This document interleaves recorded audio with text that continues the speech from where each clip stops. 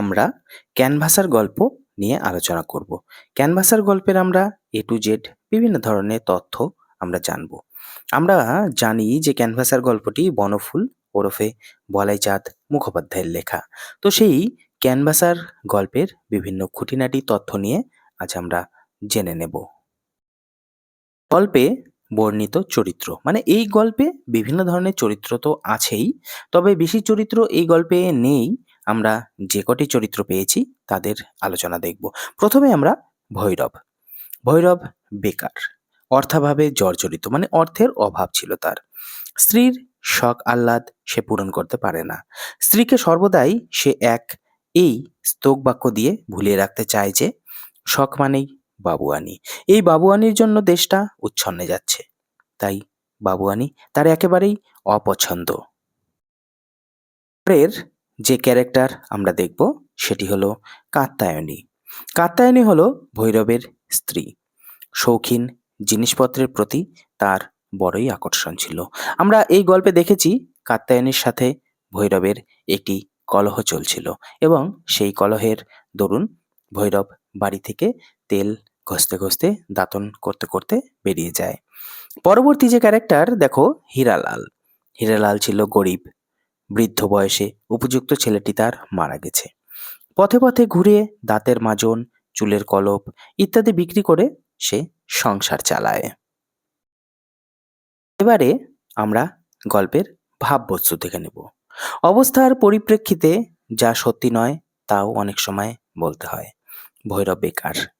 গ্রাসাচ্ছাদনে সংস্থান করাই দুষ্কর, কিন্তু স্ত্রীকে সে কথা বলতে সে পারে না। তাই সে বলে যে বাবুয়ানি তার পছন্দ নয়। হীরালাল যে মাজন ও কলপ ইত্যাদি বিক্রি করে তাও খুব উন্নত মানের নয়। ওই মাজন তার নিজের দাঁতই ভালো রাখতে পারেনি, কিন্তু সংসার চালানোর জন্য সেই সব নিম্নমানের জিনিসেরও গুণগান তাকে করতে হয়। আমরা গল্পের সারসংক্ষেপ দেখে নেব। দেখো, গল্পের সারসংক্ষেপ। ট্রেনে করে শহরে যাচ্ছিল হীরালাল দাঁতের মাজন, চুলের কলপ ইত্যাদি ফেরি করে বিক্রি করার জন্য। কিন্তু ট্রেনে ঘুমিয়ে পড়ায় শহর ছাড়িয়ে এক পল্লী গ্রামে এসে উপনীত হয়।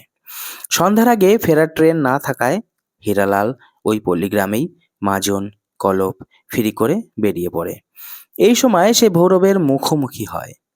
স্ত্রীর শখের শাড়ি কিনে দিতে না পারায় স্ত্রীর সঙ্গে ভৈরবের কলহ হয়েছে এবং স্ত্রী তাকে কয়েকটি অপমানজনক কথা শুনিয়েছে, তাই তার মাথা গরম রয়েছে। এমন অবস্থায় হীরালাল তাকে দাঁতের মাজন বিক্রয়ের প্রচেষ্টা করে।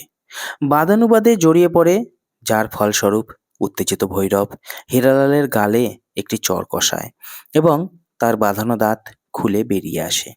মৃদু হেসে হীরালাল জানায় যে সে নিজে বিকৃত মাজন কলপ ব্যবহার করলেও তার দাঁত, গোঁফ সবই নকল। হীরালাল ভৈরবকে অনুরোধ করে সে যেন এই সন্তানহারা বৃদ্ধের কাছ থেকে কিছু একটা কিনে তার কষ্টে সৃষ্টে সংসার প্রতিপালনে কিছুটা সাহায্য করে। হীরালালের এই কথায় ভৈরব একটা মাজন না কিনে পারেই না। Thank you so much.